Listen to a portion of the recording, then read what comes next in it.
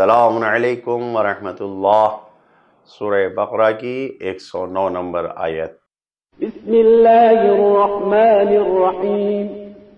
With کثیر من اہل الكتاب لو يردونکم من بعد ایمانکم کفارا حسدا من عند انفسهم من بعد ما تبین لهم الحق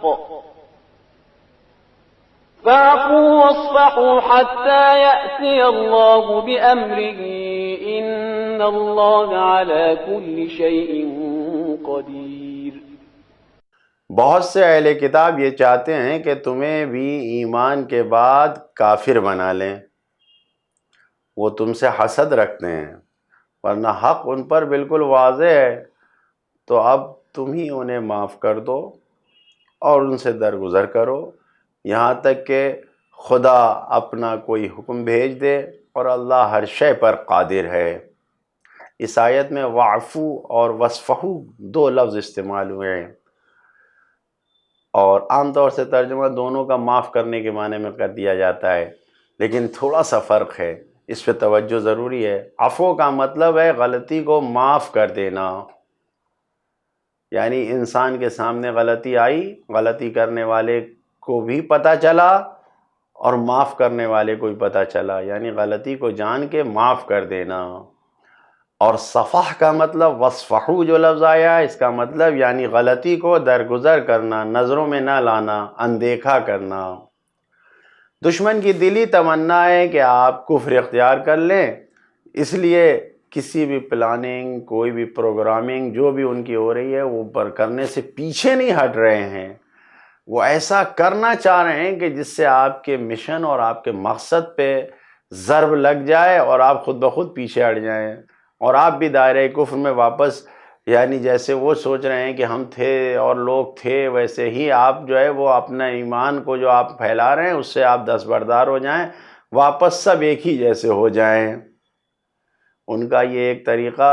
بیجا اور بے عقلی سوالات پیش کر کے سامنے آ رہا ہے، وہ طرح طرح کے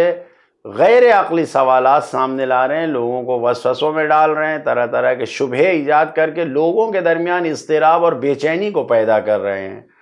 اور انسان کو ہمیشہ ایسے دشمنوں سے ہوشیار رہنا چاہیے، متوجہ اور خبردار ہونا چاہیے۔ اس آیت سے جو پیغام مل رہے ہیں، پہلا پیغام یہ ہے کہ دشمنوں کے مزاج اور ان کی بیجا چاہتوں سے ہمیشہ بیدار اور ہوشیار رہنا چاہیے، غافل نہیں ہونا چاہیے۔ دوسرا پیغام، دشمن سے بھی منصفانہ رویہ رکھنا چاہیے، جب ان سے ہماری نشست و برخاست یا روبرو ہم ہو رہے ہیں تو انصاف سے ہمیں کام لینا چاہیے۔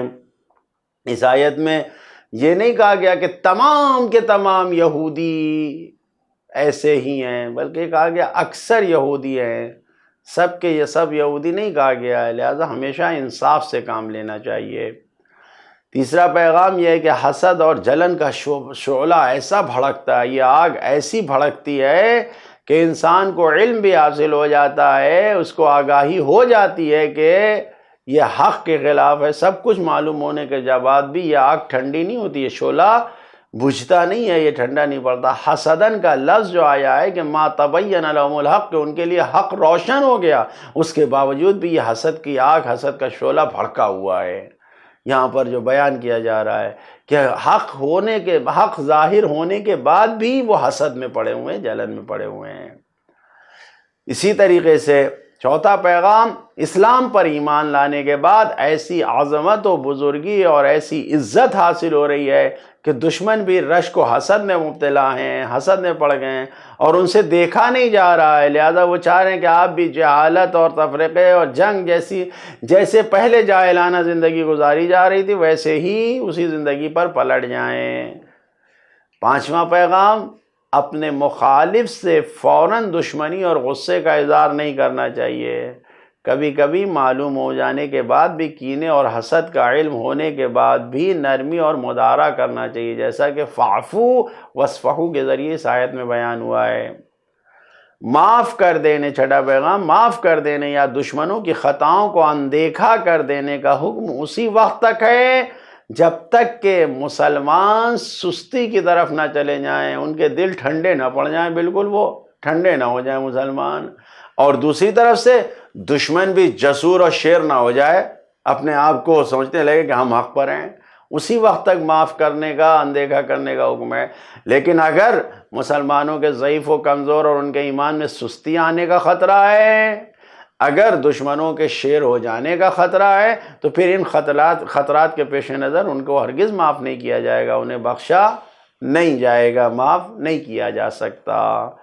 ساتواں پیغام یہ ہے کہ معاف کرنا اور بخش دینا کمزوری کی علامت نہیں ہے۔ اللہ ہر چیز پر قدرت رکھتا ہے، اور اللہ آج بھی دشمنوں سے بچا سکتا ہے۔ نبی سے خطاب ہے کہ تم کو ہم دشمنوں سے بچا سکتے ہیں۔ ان اللہ علی کل شیء قدیر، اللہ ہر چیز پر قدرت رکھتا ہے، لہٰذا یہ کمزوری کی علامت نہیں ہے، بلکہ ان کو ایک موقع دینا ہے، ایک زندگی کا وقت دینا ہے بس۔ لہٰذا جو ہماری زندگی کے لیے میدان عمل میں عملی زندگی کا پیغام ہے، انسان کی زندگی ہمیشہ ثبات اور پائیداری پر قائم ہونی چاہیے۔ دنیاوی معاملات میں تبدیلی قابل قبول ہے، لیکن دینی معاملات میں کسی قسم کی تبدیلی اور دینی احکام کو چھوڑ دینا یہ قبول نہیں ہے کہ انسان اپنی خواہش کے مطابق دین کو عمل کرے، ایسا قابل قبول نہیں ہے، یہ خلاف شریعت ہے اور عقل و منطق کے خلاف ہے۔ لہٰذا انسان کو یہ کوشش کرنا چاہیے کہ عقل و شریعت اور منطق اور جو حکم خدا ہے اس کے مطابق زندگی کے ہر قدم کو اٹھائے۔ خدا سے دعا کرتے ہیں کہ ہم کو دین مقدس اسلام، جو کہ اسلام محمدی اور ناب محمدی ہے، اس کے مطابق زندگی گزارنے کی توفیق عطا فرمائے۔ السلام علیکم ورحمۃ اللہ وبرکاتہ۔